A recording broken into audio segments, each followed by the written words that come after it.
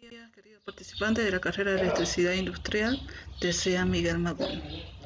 Vamos a iniciar con el módulo de electrotecnia. Mi persona facilitadora técnica María Angélica Cuellar Peralta los guiará en este módulo.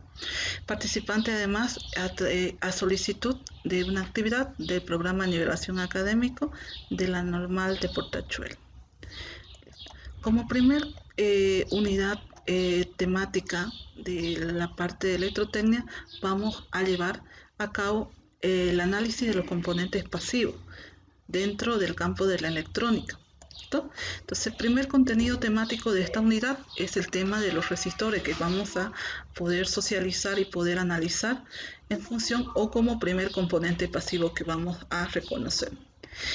Con esta unidad temática, con este contenido, dos de los puntos más importantes que vamos a analizar el día de hoy es la codificación de los resistores y el análisis de la asociación de resistores en circuitos en serie.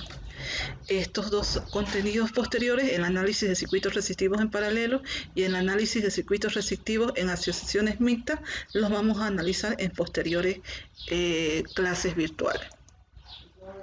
Entonces, primer punto, habíamos dicho codificación de los resistores, que lo vamos a deducir en función a esta tabla de código de colores que contempla las bandas que vienen estampadas en la superficie exterior de nuestros resistores, ¿no? Como componente pasivo, ¿no?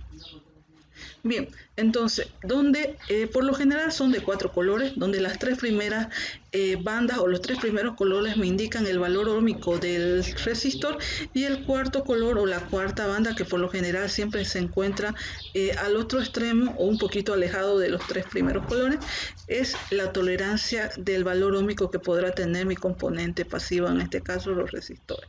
Primer color, primera cifra; segundo color, segunda cifra; y el tercer color, el multiplicador.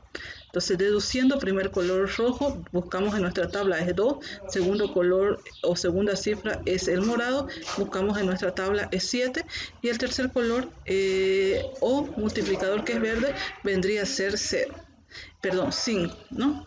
En este caso tenemos 2, 7, 27 seguido de 5 ceros, y la tolerancia color plateado, que vendría a ser una tolerancia del más menos 10%.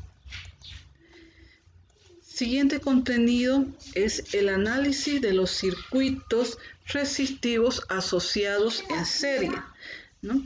Donde en primer lugar tenemos que definir qué es un circuito en serie, ¿no? Entonces, entendiéndose como circuito en serie aquel circuito que proporciona al flujo de la corriente un solo camino para llegar de un punto de partida, sin importar la cantidad de elementos intermedios que pueda contener nuestro circuito, tal cual podemos apreciar en la gráfica, ¿no?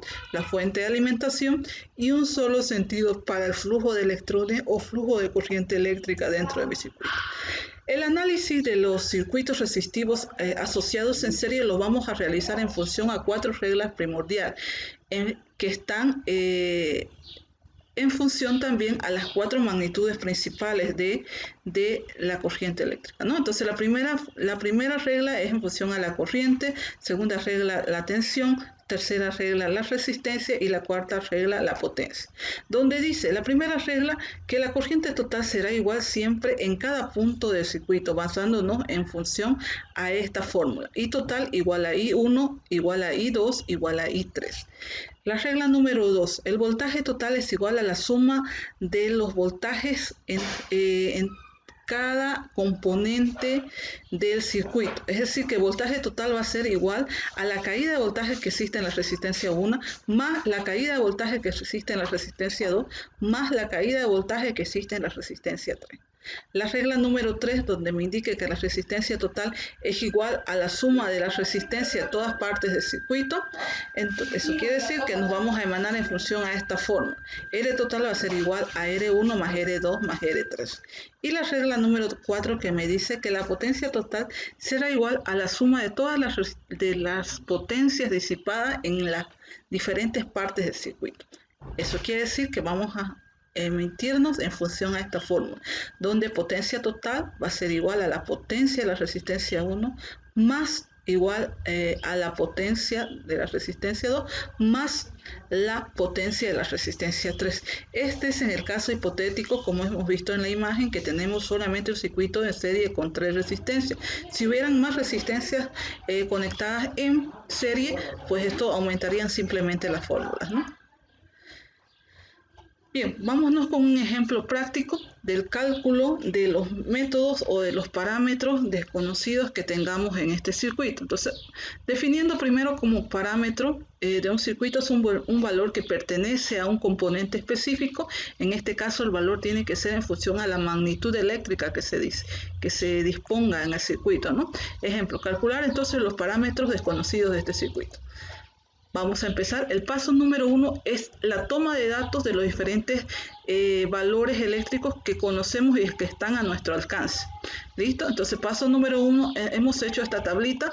El dato que conocemos primero es el valor de la fuente, voltaje total 120, y el valor óhmico de cada una de las resistencias independientes que se conectan en serie.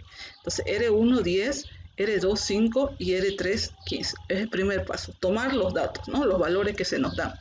Segundo paso, establecer las resistencias total, ¿no? Eso es lo que nos queda más fácil. Conociendo que en función a la tercera regla, vamos a calcular la resistencia total basado en esta fórmula, R1 más R2 más R3. Entonces, R1 más R2 más R3 nos da un total de 1530 ohmios, ¿no? Anotamos y pues, continuamos con el tercer paso. Tercer paso, sabemos que a través de la ley de Ohm, dos parámetros que son conocidos nos pueden llevar a un tercer calculando bajo este criterio.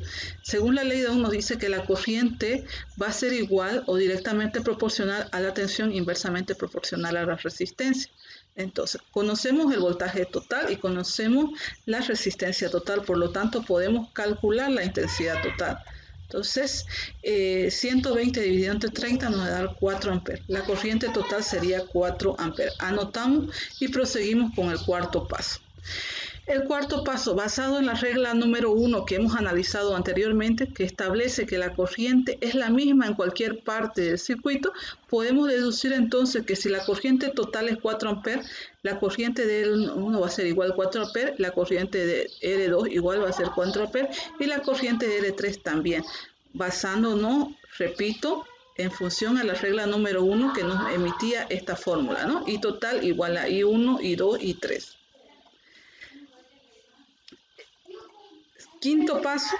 Quinto paso sería calcular el voltaje de cada uno de los componentes, ¿ya?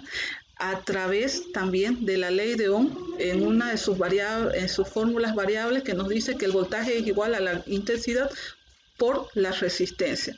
Como ya conocíamos la intensidad más el valor óhmico de cada una de las resistencias, podemos calcular la caída de tensión de cada una de ellas. Entonces, 4 por 10 ohmios me va a dar la caída de tensión en R1 de 40 voltios. 4 por 5 ohmios me va a dar la caída de tensión en R2 de 20 amperes. Y 4 por 15 ohmios me va a dar la caída de tensión en el valor de la resistencia 3 con 60 voltios. Paso número 6. Sería calcular la potencia disipada en cada uno de los componentes que se nos muestran en el circuito, para la cual tenemos tres opciones: seguir la ley de Watt o seguir utilizando la ley de Ohm, pero ya combinada con la ley de Watt. Entonces, yo les sugeriría que apliquemos primero esta primera fórmula, ¿listo? Entonces, basados en la ley de Watt que nos dice que la potencia va a ser igual al producto de la tensión por la intensidad, que en este caso sería, para hallar la potencia total, 120 por 4 amperes me daría un total de 480 vatios como potencia total del circuito. Para hallar la potencia de la resistencia 1 sería 40 voltios por 4 amperes que me daría 160 vatios. Para hallar la potencia de R2 sería aplicando 20 voltios por 4 amperes que me daría 80 vatios de potencia en R2, y en R3 aplicando 60 voltios por 4 amperes me daría 240 vatios.